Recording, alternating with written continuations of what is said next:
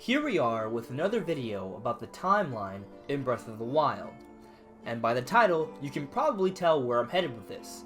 But before I go into that, let's first look over some details. So Eiji Aonuma has told us that Breath of the Wild takes place after the events of Ocarina of Time.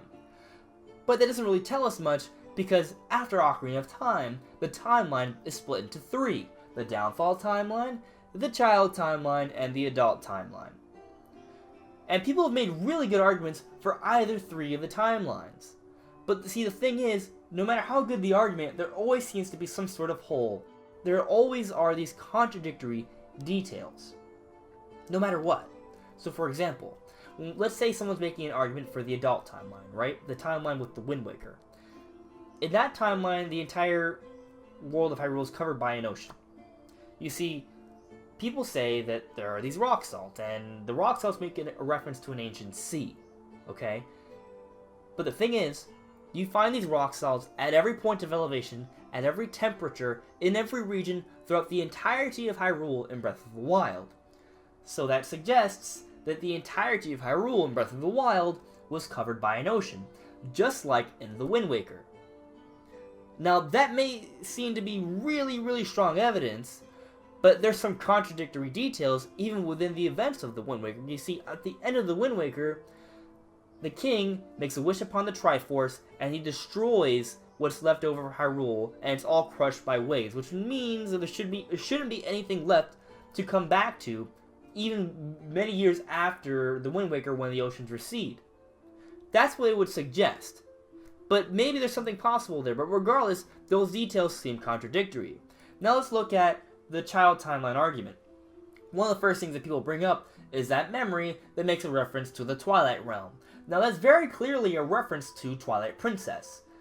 But people have suggested that in other translations there are other things that are said that don't really give it that much concrete evidence. And on top of that, there are all these buildings and structures that resemble Twilight Princess more than any other game.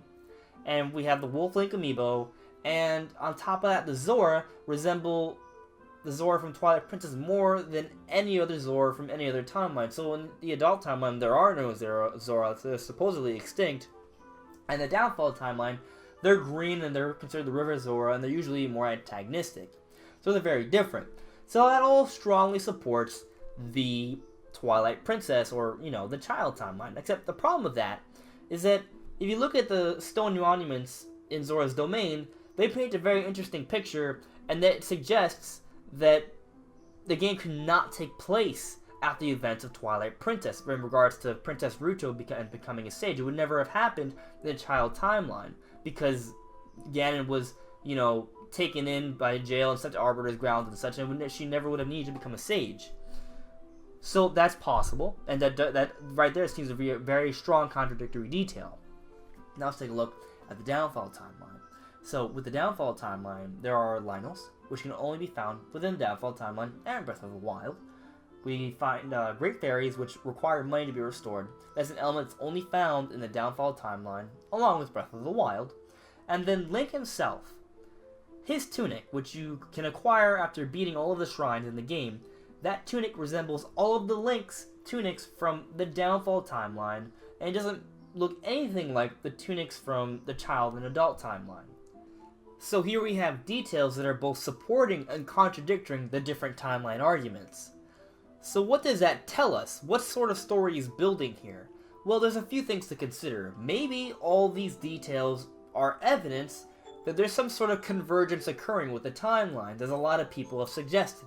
Perhaps. But before we delve into that argument, let's consider something else here. What if a lot of these contradictory details are just references to other games? That's possible. There definitely are references. I mean, you just have to look at the map for Breath of the Wild to know that they love making references to other games. But at what point is something just a reference, or rather an actual tangible detail that is actual evidence to suggest where the game takes place in the timeline? Now that's kind of subjective, and I have to we'll have to decide that for ourselves, at least until the game's timeline placement is confirmed. But we should take note that ever since Skyward Sword came out and Hyrule Historia came out, Nintendo and the Zelda team and Eiji Aonuma have paid a lot more attention to the lore and history for Hyrule ever since. I mean, Skyward Sword had a big focus on the story, with the first game for the Zelda chronology, and Hyrule Story came out, and other books have come out since, and if you pay attention to all the interviews, they definitely have a timeline placement in mind for every single Zelda game. So they're not just kind of slapping it on there. Even though the Zelda team is a gameplay first team, that doesn't mean the story doesn't have some level of sophistication and thought put into it. It does. So we have to weigh that on top of this knowledge that they do put references to the game to decide if something's actually evidence or a contradictory detail, or just, you know, a nod, or something they put in because they thought it would be fun. We do have to take that into consideration here. But that all said, I do think there's still enough contradictory evidence to suggest that a convergence of the timelines is possible. Is it my most confident theory? I don't know. But definitely there's something here, guys. So let's consider this. Breath of the Wild is very late in the timeline. It has a very long history. We don't know where exactly it is, but we know it has a very, very long history. And it's been at least 10,000 years since the events of Ocarina of Time, at least. So a lot has transpired. And if you consider other timeline-related video games and stories, a lot of times there's been this concept of timelines separating and then converging once again. Like with Elder Scrolls and the Dragon Break mechanic. So basically what happens is that in Elder Scrolls there have been times where there have been multiple endings to a game. So these multiple endings obviously they lead to different timelines. And if they lead to different timelines, then eventually, supposedly because of Dragon Break, they eventually converge once again into a singular timeline so the story makes sense. Something similar could be happening here with Breath of the Wild.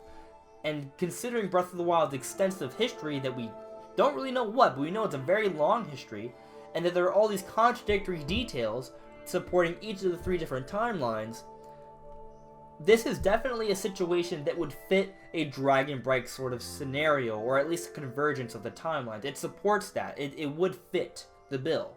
But is it actually true? Is there any actual evidence within the context of Breath of the Wild that would tell us this aside from these different contradictory details? Maybe. And I've been looking for this for a while already, and obviously, you know, it's just an idea, just a theory. I'm not sure how confident I am in this, but I have noticed something that is a little weird. So, multiple times I've brought up the Great Plateau and the Temple of Time, and how important that is to understanding the story and background and timeline placement for Breath of the Wild. I think it's really important, but I don't entirely understand how and why. But let's consider this. Supposedly, that is a birthplace for Hyrule in Breath of the Wild. That's what we're told. But then, the Temple of Time is completely separate from Hyrule Castle and Castle Town. And in other games, the Temple of Time has been so much closer to Castle Town and Hyrule Castle, supposedly the birthplace of Hyrule. So if you consider Hyrule Castle as another potential birthplace for Hyrule, given that the Temple of Time has been near there before, and this Temple of Time that's also on the Great Plateau, that's also supposedly a birthplace for Hyrule, then it seems kind of weird, right? And it gets even weirder because we also have the Forgotten Temple, and the Forgotten Temple could very well be the Sealed Temple from Skyward Sword. And if that's the case, that is also supposedly a birthplace for Hyrule. At least it's inferred at the end of Skyward Sword. So we have three potential birthplaces for Hyrule in the map for Breath of the Wild. And we have three different timelines with contradictory details that do at least set up an environment where a convergence would fit. I'm not saying it's happening, but considering that there are three potential birthplaces, that there are these contradictory details, and that there are three timelines, and that Breath of the Wild has transpired way down the timeline, if there was ever a convergence that was supposed to happen, this would be the time for it to happen. Now, why would Nintendo do this? Wouldn't they consider the three split timelines be a kind of a good idea? Maybe, but as I said before, Nintendo's paying more and more attention to the timeline, so maybe now since they have such a strong focus on the timeline, maybe they do want to converge things now because it would be easier to tell a story. Potentially. Or potentially the timeline will separate once again. It'll just be kind of like this wavy sort of cyclical thing. That's also possible. Assuming this convergence is even happening. Anyways, guys, those are my thoughts. That's my position on this convergence theory. I think it's possible. Something very interesting about these 3 potential birthplaces for Hyrule and all these contradictory details. So let me know what you guys think in the comments below. And tell me if I'm onto something here with the convergence theory. And if you want to see more content from me on Just Restart in regards to Nintendo stuff, subscribe and stay right here. Anyways, guys, I'll see you later.